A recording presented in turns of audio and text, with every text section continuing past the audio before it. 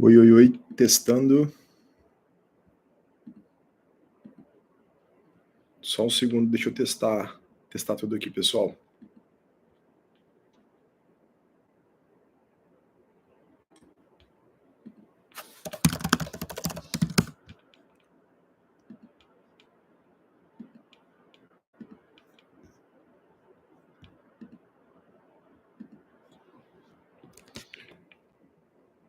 Vocês me ouvem? Do you hear me?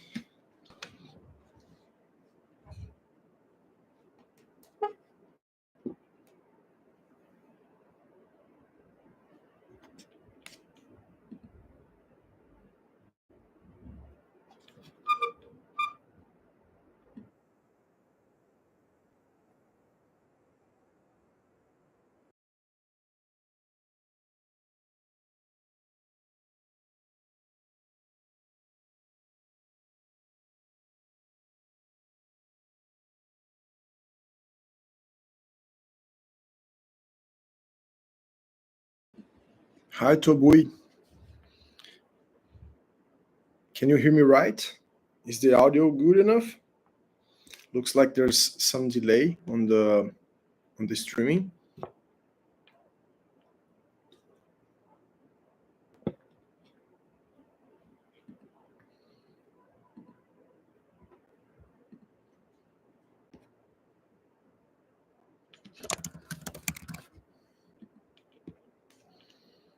Great. I'm going to host the town hall in both Portuguese, Spanish and English. Eu vou falar em português, espanhol e inglês. Vou responder as perguntas na língua que forem enviadas e vou só esperar mais um pouquinho para começar, para as pessoas poderem entrar, beleza? I'll be answering the questions in English or Spanish or Portuguese, depending on the language that they send the questions. And I'll just wait a couple more minutes to wait for other people to come. Mi español continúe muy malo, pero yo voy a responder las preguntas en la lengua que enviaren.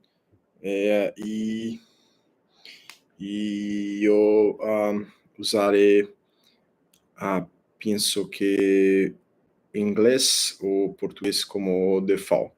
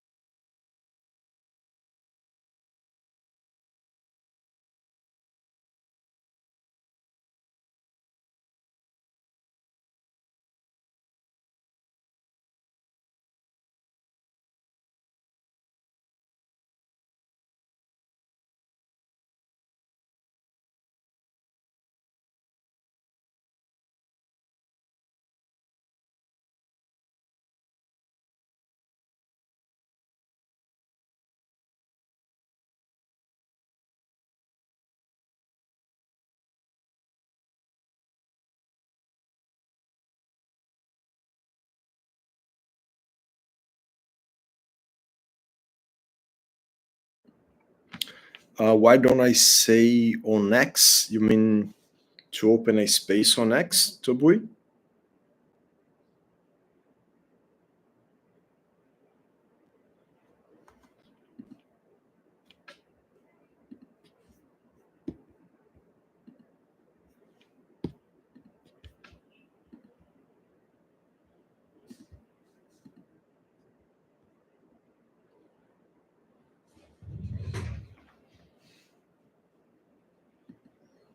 No worries, I can understand you.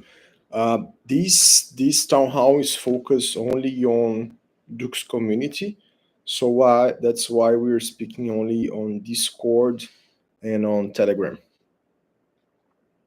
not on X, where most of the people are just followers. Okay.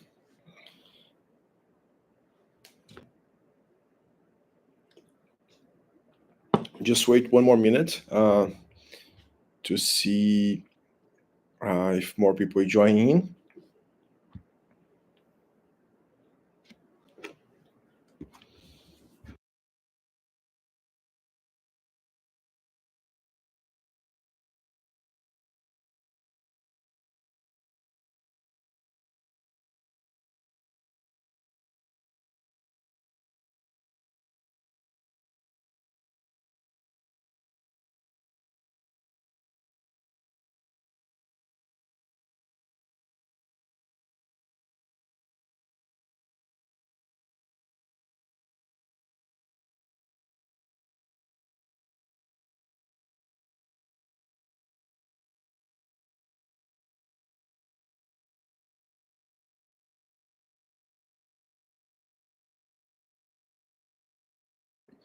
Okay, guys, I'll start in one more minute. Just I'll use English as my default language to make it easier because it's the universal language. And afterwards, we're going to have a transcript of the whole town hall in both English, Portuguese, and Spanish. So if you don't understand my English or you speak other language, you'll be able to read it on your own language. Nonetheless, feel free to drop your questions in whichever language you rather speak, and I'll answer them uh, in English, Portuguese, or Spanish. Okay. One more minute and start there. Okay.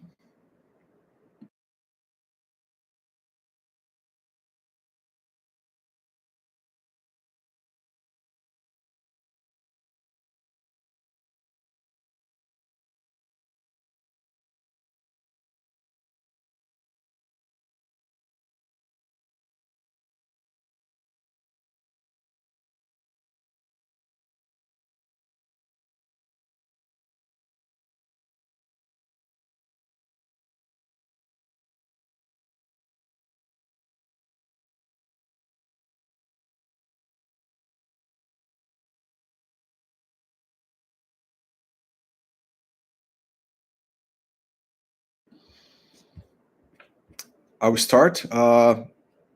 Before I start, thank you very much for everybody that's here today. We have the support here on the channel also. If you have any questions whilst I'm speaking, feel free to drop them and I'll answer them promptly. As I said in English, after this town hall, we've been having a transcript in both Portuguese, in English, and Spanish. So if you rather have the town to see it afterwards, you don't understand English, feel free to go into the channels. Probably on Monday or Tuesday it will be there. Uh, Nonetheless, feel free to ask your questions in both Portuguese, English, or Spanish, and I'll answer them also. En español haré el amen principalmente en inglés, pero luego será traducido al portugués y español. ¿Sí? Entonces, I'll start. So first of all, thank you very much once again, to be here on a Saturday evening with me. Pleasure to be with you here or if you're listening or reading this afterwards. Thank you very much for your continuous support. So there's some key points that I want to address in today's conversation. So pretty much the main 2 points, actually 3 points, are: the first one, the road so far. So how recap since the start of DUX, where we were and where we are right now. The second one, I'll have a deep dive on what are we working today, where we're aiming, and what you can expect in the next 6 months to 2 years. And the third point is, how does that change, or how does this affect token holders and the DUX token? And the fourth point will be taking general questions from the community. Okay, I'll start and I'll go through it and let you guys ask your questions. If I haven't finish the line of thought yet, I will continue and then answer the questions. I'm Luiz, founder and CEO of DUX, and yeah, here you go. So, starting on the recap, which is the point one on our town hall today, we started DUX on 2020 actually, but officially in 2021. And we started off as a company focused on onboarding people into crypto in general in Brazil. We had a news and media website. We produced content, events, launched courses with KOLs, with influencers, and done a bunch of experiments. Some of those experiments including making tokenization of art on early 2021 in Hamptons in the United States, doing some of the most advanced art expositions with NFTs also in that year. And in the beginning of 2021, we got in touch with blockchain games, initially only with Axie Infinity.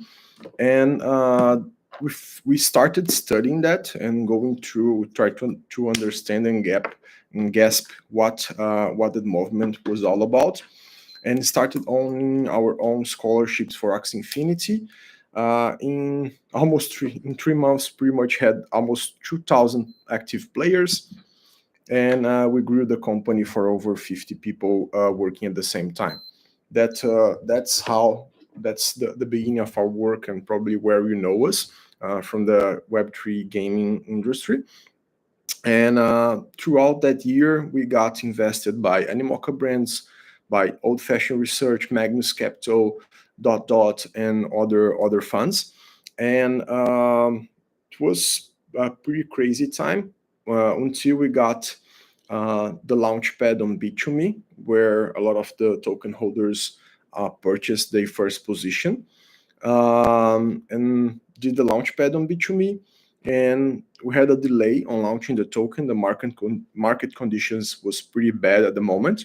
We launched the token amidst the beginning of the bear market. And yeah, stopping there, just like a quick recap on how we went through from blockchain games and to Bit2Me. Initially, we raised the money on Bit2Me in order to make the DUX token be the central token of our ecosystem, our gaming ecosystem. Our gaming ecosystem were focused on Web3 gaming and was a service-based business. What does that mean? It means that we're not developing technology. We're using technology, not developing technology as a core business, but using technology to support our gaming operations. When the market shift from Web3 games, when pretty much all the games went to almost zero, the players stopped playing it, we had the bear market, DUX had to reposition itself and understand where to go from there. Otherwise, we're pretty much going to be working towards a business model that was not sustainable anymore. So that's 2021, between 2021 and 2022, when the token went live. That was specifically that market time that the Web3 games and the whole sector went to almost zero, and we got caught up amidst of that. So that's the main reason why we pivoted our business model, and a lot of the difficulties that we got to give utility to the token, to the DUX token so far went from that shift in the business model. That said, token went live and it was amidst our pivoting.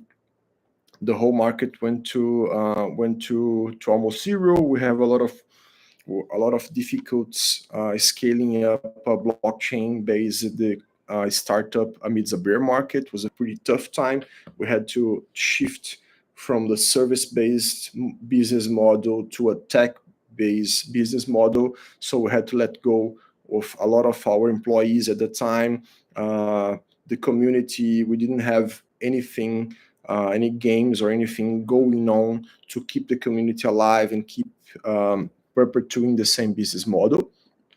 So pretty much that was what happened through 2023, right? So what I think I'll stop here just a second. Is it clear for whoever is listening to us, how did we came from a guild model, a service-based model, and why we had to pivot our business model also, and how does that affect the DUX token, Is there any questions regarding that? I'll wait a couple of minutes so you can write and ask questions if you want. That is the first point that I want to make clear, how we came like from the token launch to shifting our business model.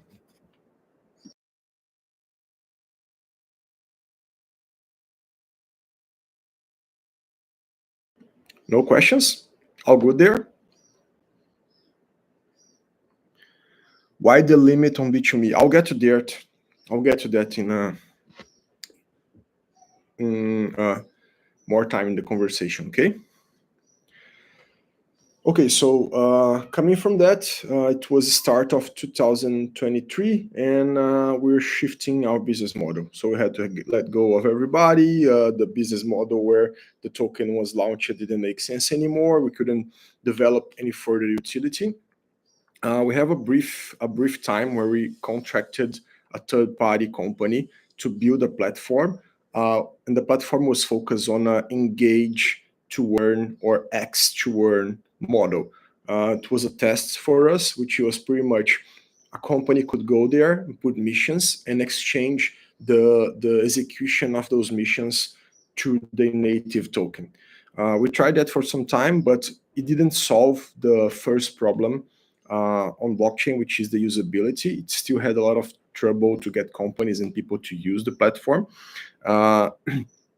And that's the same platform where we had the DUX staking live. In the same time, we had problems with the third-party contractor, the technology party contractor that worked with us. We could not, they didn't keep updating the platform. We had problems with the staking side and on the platform side. And I'm just opening up the details here for you guys. And we didn't have the tech team required to keep moving forward on that platform, and also that business model was not validated in time. So we spent some time, a month or two, refocusing ourselves, and in that time we got a new CTO, new developers. We pretty much hired a new tech team so we could build the technology ourselves and started exploring how our new business model. And our new business model was pretty much, we're creating a bunch of APIs and SDKs to easily connect traditional companies to the blockchain. So if you're a traditional company today and you want to use blockchain, you have to have either a set of specialized developers that know how to operate in blockchain, or you have to contract a third-party company, or tech company, a soft house to build the solutions for you. What we did was we focused on creating a model of technology that any company could easily deploy on their website, on their applications, and connect their clients with a smart wallet to blockchain and create blockchain use cases in a simple manner. So that was our shift to infrastructure. That went well. We got good clients. We got some good cases with big clients building both. Sorry, I lost the word in English. I'll remember the right word. Loyalty programs and other applications to companies. And through this day, the platform, the tech infrastructure that we developed is still live. I'm going to quickly log in here so you guys can see.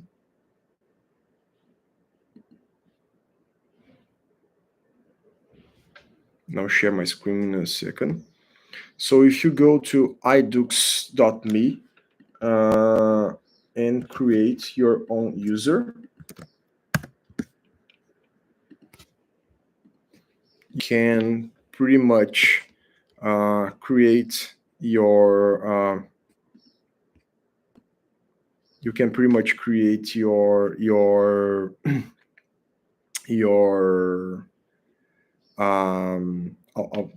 just a second, create your own APIs, and let me just log in and I'll have a demo for you guys.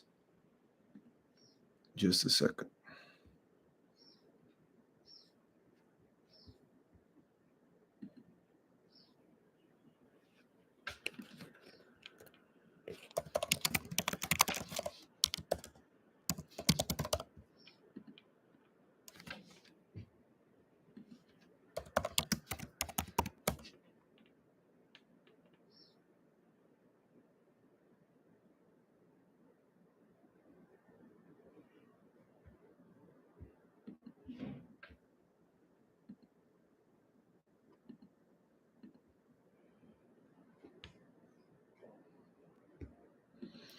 Okay, so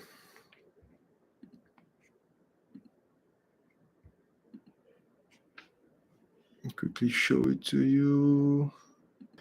Here, you can create your team, your URL, and then you create a workspace environment, and you can create the API keys, like create the API keys, and you can easily connect your the API to your application, and you can mint tokens, you can manage your users, you can mint collectibles, and pretty much do different kind of use using blockchain infrastructure.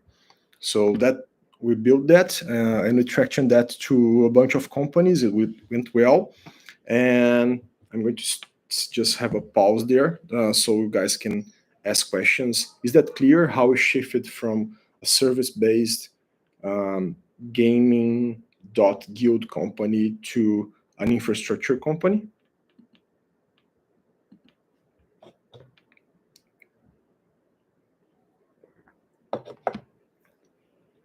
All good there?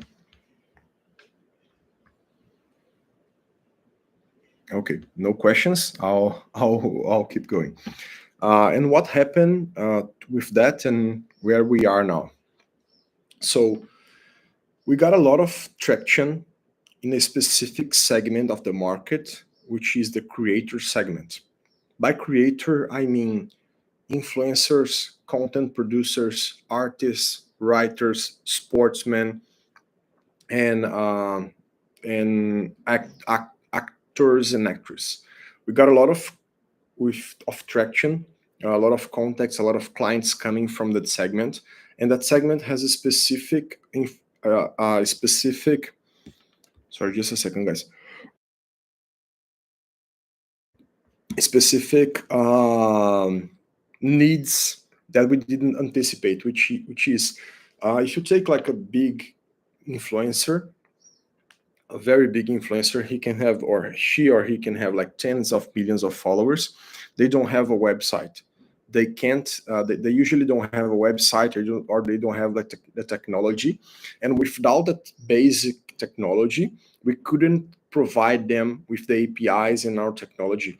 So our technology required them to have a specific set of already using technologies so they can plug with us. So they couldn't. They wanted to use us. They wanted to build the use cases, but they couldn't because they didn't have technology. So what have we done? We created a DApp on top of our API, which is this one here. I'll quickly share to you, which is a white label DApp. It's I'm getting into it. So it's a white label DApp where any creator can create their own NFTs and use those NFTs as a QR code so they can get the email from the audiences. So pretty much it's a very simple solution where imagine I have like 100K use base of on YouTube or Instagram. I have 100K followers, but I don't have the contacts. So what we're doing is we're leveraging NFTs as a reward or as tickets for a reward in order to make that audience give the creators their emails, their information in exchange to get those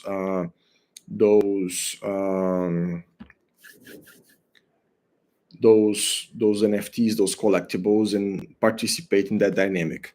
That went really well. We got almost 400,000 users on that 400,000 users on that application, almost 600,000 blockchain transactions, and it went really well. And as a startup, we're always going to focus on the market that has the most product market fit and makes more and is easier for us to traction. So we double down on the creator market and focus on understanding the pains, how it could help them, how blockchain could be helpful to their day-to-day activities, how we could empower them with blockchain.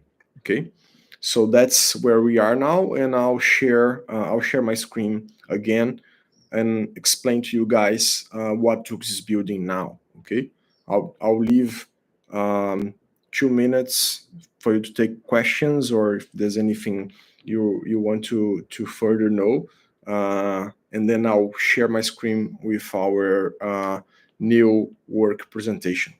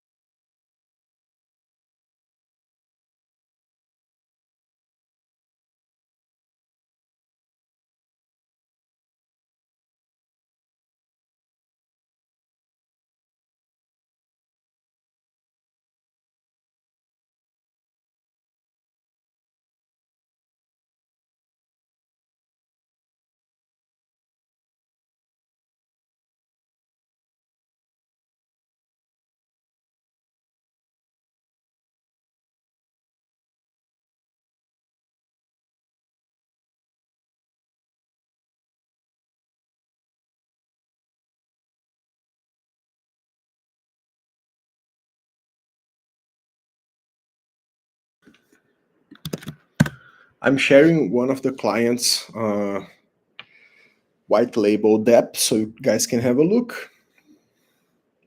And looks like there's no question. Any question, Tobui? Any question, Andre? Is it clear to you guys? Is any other information I can provide?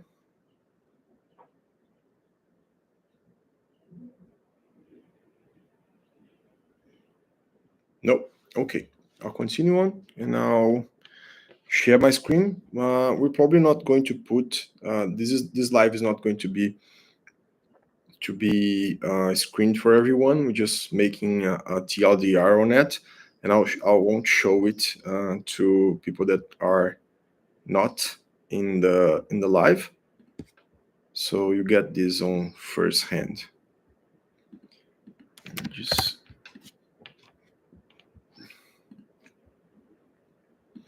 so what are we building now? So this is what DUX is doing now. We're creating the creator's financial protocol. So what we want to do, we want to let the same creators that using our platform today, help them be able to sell their equity, sell their future productions, and advance their receivables on our protocol. So DUX want to be to creators what Nasdaq is to businesses, and I'll explain that a little later on. So the creator economy worldwide has $250 billion on value, with over 200 million creators and almost 5 million on audience worldwide. But today, all of these markets is still inaccessible to investors. Despite a $250 billion market, creators are still being treated as teenagers and not as real businesses. Imagine if fans could invest in their idols, and if big investors could easily allocate funds to top-tier creators. So what DUX is doing is DUX will make this market accessible to every stock exchange. Has almost $1 trillion in market cap, and Nasdaq has $80 trillion with 45 companies, and Nasdaq with 3,000 companies, with 17 million people investing on B3 and almost 160 million investing on Nasdaq. Imagine the size of the market that we can get if we have 200 million creators and almost 5 billion people on those companies. Following those creators. So here's some of the numbers of our traction numbers in the late 3 months, which is we had almost 400,000 unique on-chain users with almost 600,000 transactions and more than 1 million plus on TVT.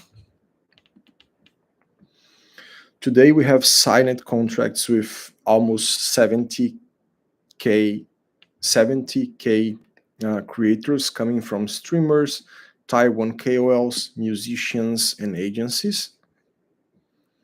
And we're starting off in Brazil for a couple of reasons. So Brazil is the #1 country in the world where creators influence customer behavior.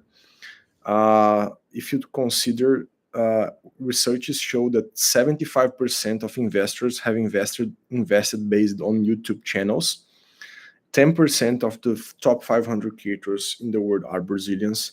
We have more than 100 million self-proclaimed creators and almost 200 million active users on social media. How we're going to do that? So it's pretty simple. We have a bunch of data sources, both private and public data sources from social media, contracts, and a bunch of other sources. We put all of that into our own AI score engine. And depending on the number that we get on those AI projections, we let the creator be able to advance their receivables, exchange their future rights, make initial creator offerings, or be part of a creator ETF. So the flywheel is pretty simple. More creators, higher creator score, high creator score, more access to DUX tooling, more money available, more creator activity, higher the creator score. So here's some of the demos, how advancing receivables should look like. So it's just plugging your social accounts and be able to see how much money you can advance from there. Be part of a creator offering such as a launchpad. Choose what kind of campaign you want as a future production market. Be part of the ETF, as I said. And yeah, now I concluded how we are addressing the market. Is it clear what you're doing? Is there any chance, any questions you guys want to take?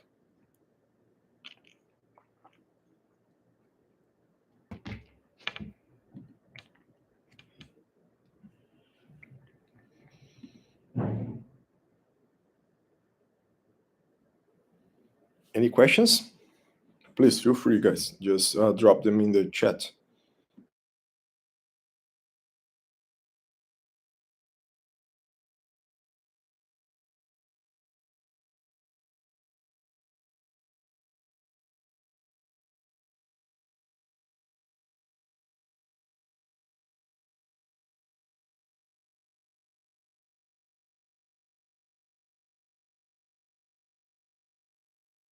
Okay, so I assume no questions. And now the latest 2 points. How does that affect the DUX token? And after that, questions as a whole. So pretty much what we're doing is we are swapping the DUX token for a new token.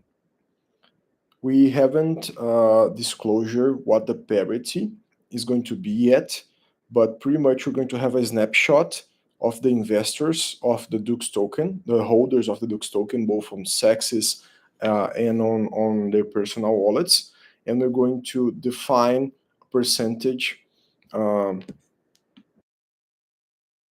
sorry, guys. A percentage of or a bonus relating to how many of the new tokens the holder will get.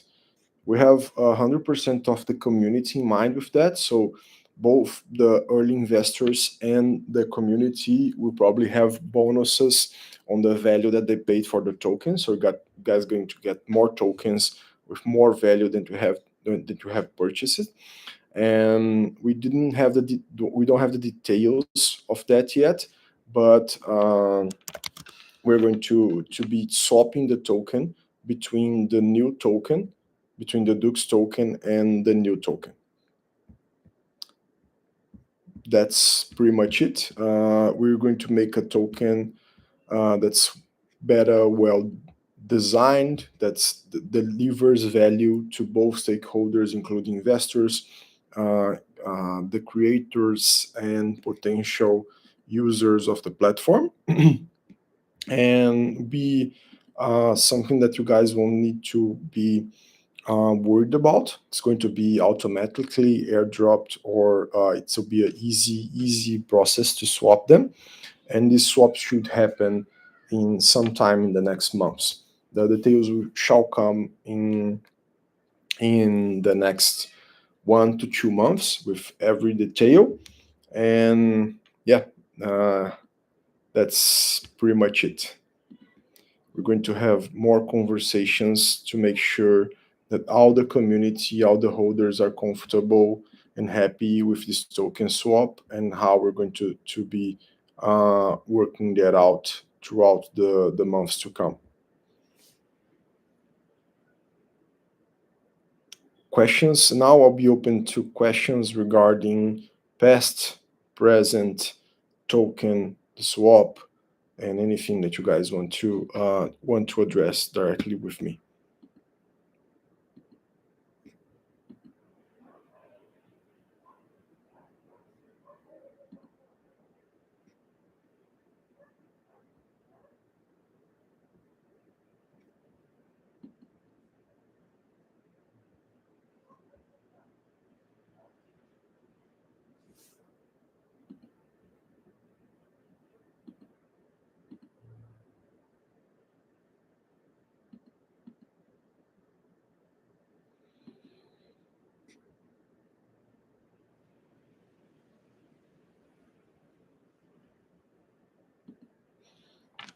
Open to questions.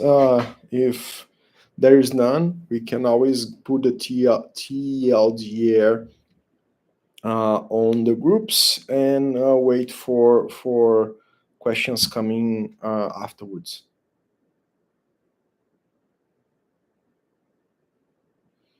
I'll be around for like five more minutes, and to see if you guys have any questions. And if you don't, I'll thank you for your participation today, and look forward to see you in the community and exchanging ideas and putting more and giving more information or anything that you guys require.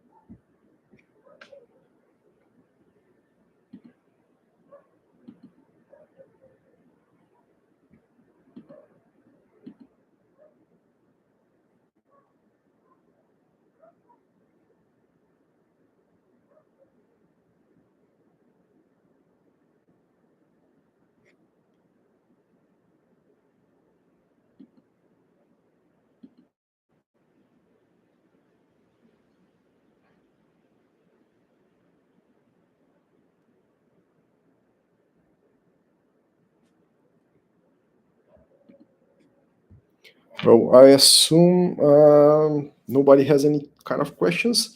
So thank you very much for participating today. Pleasure to be with you guys. And yeah, see you around, and I'll be open to new questions when you put a TDR on the community. Thank you very much. Have a great day.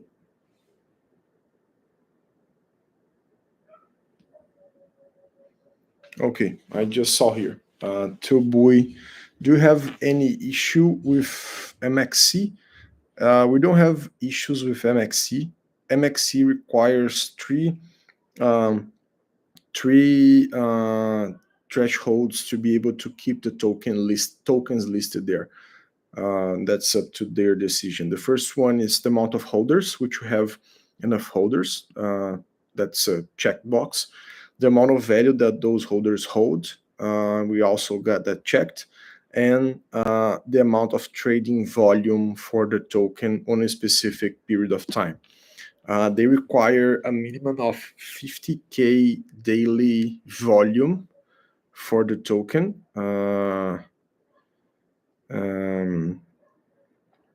And we don't have that amount of volume. It's a pretty high volumes, around $3 million a month. We don't have that. And pretty much what we have to do is get to that volume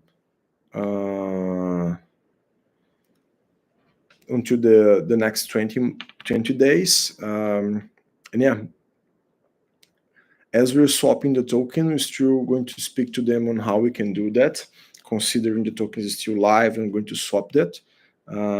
Otherwise, it's going to probably be down until we swap the token.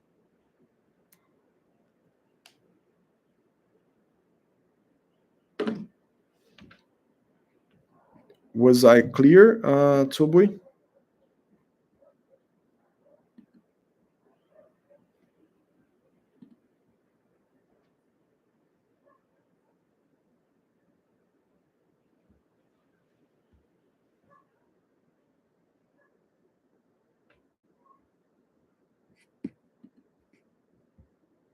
Okay. Any other questions that I can address?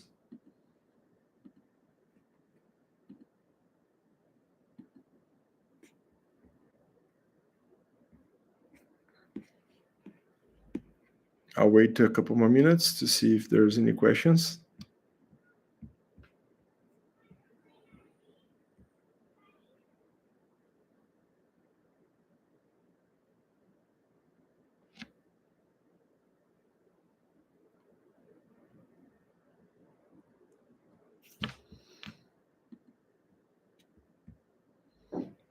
No?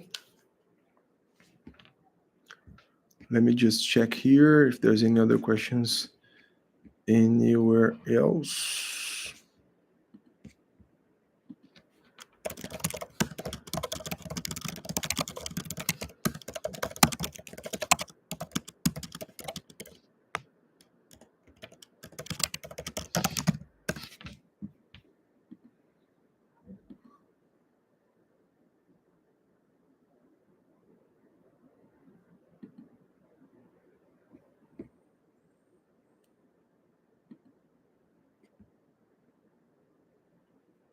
Okay. Thank you very much for your time, for being here on Saturday. Have a great day and see you next week. Bye-bye.